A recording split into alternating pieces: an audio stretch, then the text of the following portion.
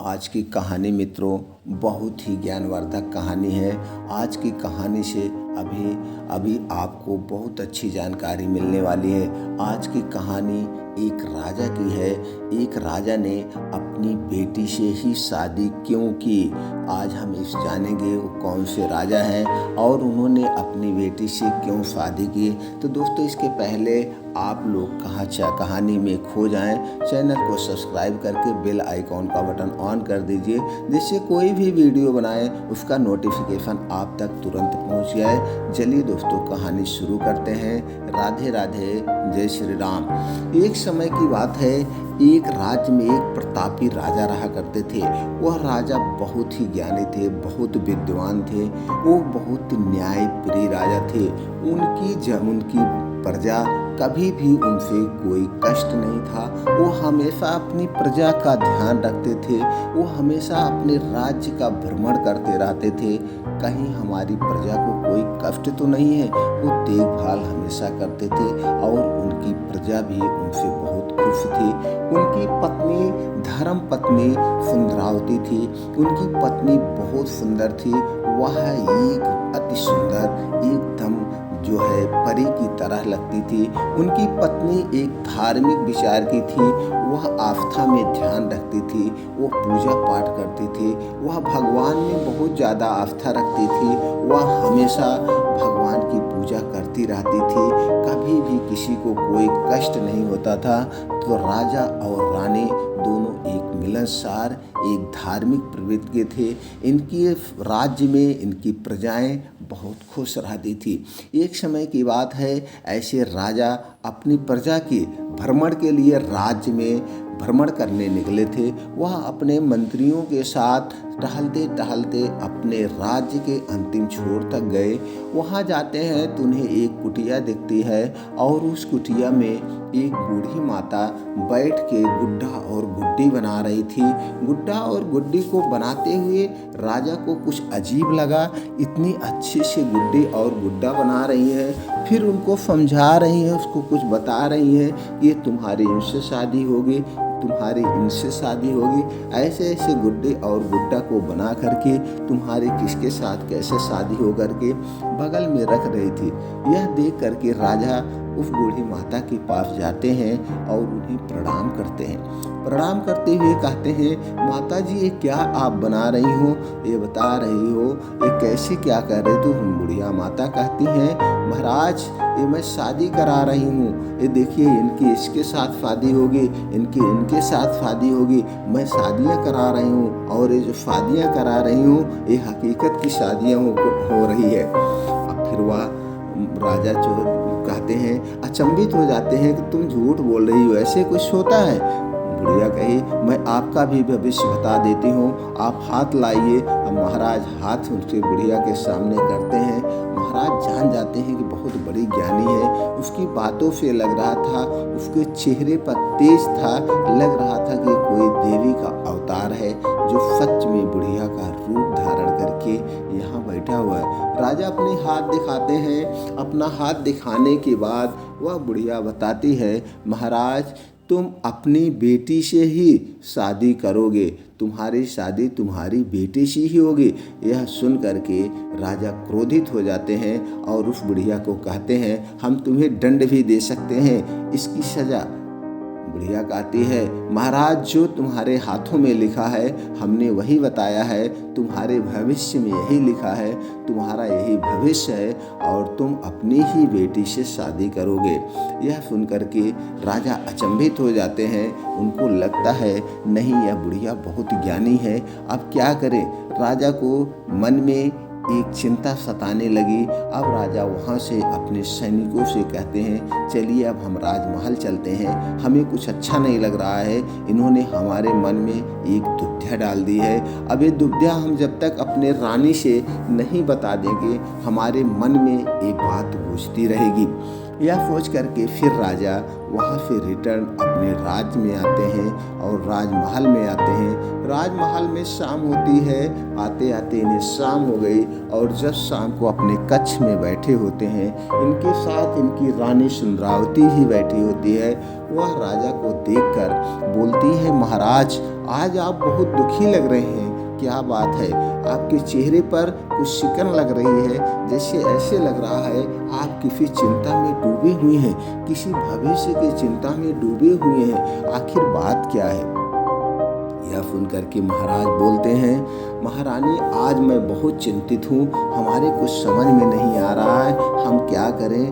महारानी बोलती हैं, महाराज आप बताएंगे तो क्या बात है, आप अपनी पूरी बात हमें बताइए, हम भी आपकी समस्या जाने। हम आपकी धर्म पत्नी हैं, हम आपकी अर्धांगिनी हैं, आप हमें अपनी बात शेयर करिए। यह सोचकर महाराज बताते हैं, आज हम राज्य के भ्रमण में गए हुए थे और अपने राज्य के लास्ट छोर में गए। वहाँ कुटिया में एक बूढ़ी माता जी बैठी थी। उन्होंने हमारा हाथ देखा और ऐसे ऐसे पूरी घटना बताएं और उन्होंने कहा, तुम्हारी बेटी से ही तुम्हारी शादी होगी।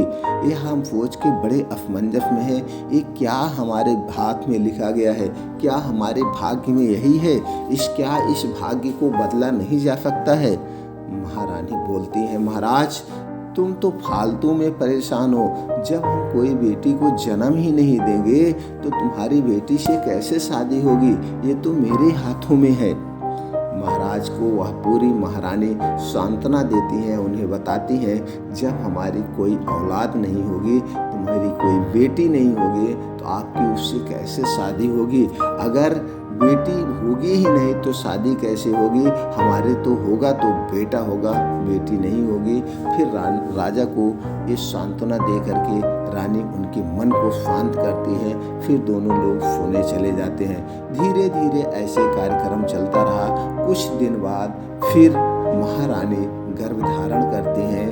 गर्भ धारण करने के कुछ दिन बाद धीरे धीरे उन्हें एक बेटी का जन्म होता है। अब यह राजा को नहीं पता था। राजा अपने राज्य में हमेशा रानियों के साथ नहीं रहते थे। वो कभी न कभी इधर उधर एक राज्य से दूसरे राज्य लड़ाई में कहीं भ्रमण करने में लगे रहते थे। ये बातें राजा को नहीं पता था। अब रानी ने सोचा, अब तो बेटी हो गई, अब राजा ये बात जानेंगे, बहुत चिंतित होंगे, अब हम क्या करें? तो महारानी को एक विचार आया। वह महारानी उस सुंदर सी लड़की को, और इतनी सुंदर लड़की हुई थी, उस सुंदर सी लड़की को रातों रात ले जा करके उसे एक जंगल में छोड़ आती हैं कि जब वो नहीं रहेगी तो कैसे राजा की शादी होगी। यह सोच करके वह एक जंगल में छोड़ के चली आती हैं। कब इसे कोई नरभक्षी खा लेगा तो मर जाएगी, तो रहेगी ही नहीं तो शादी कहाँ होगी। ये छोड़ करके जंगल में रानी वापस आ जाती हैं और उसी जंगल में एक लकड़हारा निकला था लकड़ी काटने, और लकड़ी काटते काटते उसे रात हो गई थी और वो रात के रास्ते से जा रहा था। तभी उसे एक छोटी बच्ची रोने की आवाज़ आती है। वह सोचता है, अपने औरत से कहता है, अरे पत्नी, इस जंगल में, इस वीरान जंगल में इतनी रात को एक छोटी सी बच्ची की रोने की आवाज़ आ रही है। देखिए कहाँ पे कौन सी बच्ची इतनी रात को यहाँ पे क्या कर रही है, या कैसे यहाँ पे रो रही है। यह सोच करके वह लकड़हारा धीरे उधर उस तरफ बढ़ता है जिस तरफ से आवाज़ आ रही थी, और आवाज़ को पकड़ते हुए वो पहुँचता है, देखता है एक घनी झाड़ियों के बीच में एक छोटी सी बच्ची रो रही है। यह गोदी में लेती है उसकी पत्नी, और उसकी पत्नी को कोई बच्चा नहीं था। वो खुश हो जाती है, सीने से लगाती है, नहीं, ये बच्ची जो है ये साक्षात देवी का रूप है, ये हमें भगवान ने खुद दिया है। ये देखिए इस जंगल में कोई नहीं है, ये भगवान ने हमारी सुन ली है। अब हम इसका अच्छे से पालन पोषण करेंगे, अब ये हमारी बेटी है। यह सोच करके वह अपनी उस बिच्ची को लेकर के अपने घर दोनों लोग जाते हैं और वो लकड़हारा और उसकी पत्नी उस बच्ची का खूब सेवा सत्कार करते हैं, इतने अच्छे से उसका पालन पोषण करते हैं। वह अपने में बहुत खुश रहते हैं कि चलो हमारे घर एक लक्ष्मी आई है, हमारे घर एक बेटी आई है। उसे ये नहीं था कि किसका बच्चा है, बस उसे ये था कि भगवान ने उसे दे दिया है, ये हमारी जो है पूरी ज़िंदगी है, अब हम इसी के बदौलत अपनी ज़िंदगी का गुजारा कर लेंगे। वह उसकी खूब सेवा पाती करता है, दोनों लोग बहुत उसी में खुश रहते हैं। अब धीरे धीरे उसकी बेटी बड़ी हो जाती है, 20-22 साल की हो जाती है और वो भी अब जंगलों में लकड़ियाँ काटने जाने लगती थी। फिर ऐसे कुछ दिन बाद राजा अपने जंगल में शिकार करने निकले थे और इस सुंदर लड़की को देखते हैं और इस लड़की को देख करके राजा इसके ऊपर मोहित हो जाते थे। क्योंकि ये इतनी सुंदर थी, किसी परी से कम नहीं थे। इसके चेहरे पर वो तेज चमकता था, लगता था साक्षात देवी है, साक्षात परी है। यह देख करके राजा उसे देखते ही रहते हैं और उसके ऊपर मंत्र मुग्ध हो जाते हैं। अब उनके विचार आने लगा कि इससे हमारी शादी होना है, ये कौन सी राजकुमारी है, इस राजकुमारी से हमें शादी करना है। अपने सैनिकों को आदेश देते हैं राजा कि जाओ इस राजकुमारी को पता लगाओ, ये किसके घर की है, कहाँ की है, हमें इससे शादी करना है। और उधर देख करके आते हैं अपने घर में और महारानी से बताते हैं। जैसे दोस्तों पहले के ज़माने में एक राजा कई शादियां कर सकता था, उसे कोई एतराज़ नहीं था, रानियां भी नहीं रोकती थी, क्योंकि राजा अपने आप में स्वतंत्र होता था, चाहे वो जय शादी करें। यह सोच करके राजा अपने रानी सुंदरावती से आके कहता है कि महारानी जी, आज हम एक राजकुमारी को देखे हैं, वो राजकुमारी बहुत ही सुंदर है, आपकी तरह सुंदर है, उसके तेज पे बहुत तेज चमक रहा है, आप उससे हमारी शादी करवा दीजिए, हम उसके बिना नहीं रह पाएंगे, हमसे उसे शादी करना है।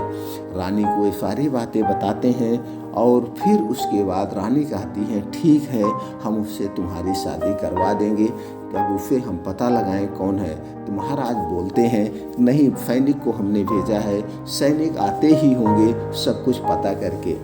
इसके बाद अगले दिन राजमहल में सब लोग बैठे होते हैं और उनके सैनिक आते हैं, कहते हैं महाराज वो लड़की का पता चल गया, वो बगल के गांव के एक लकड़हारे की बेटी है जो रोज लकड़ी काटने आती है।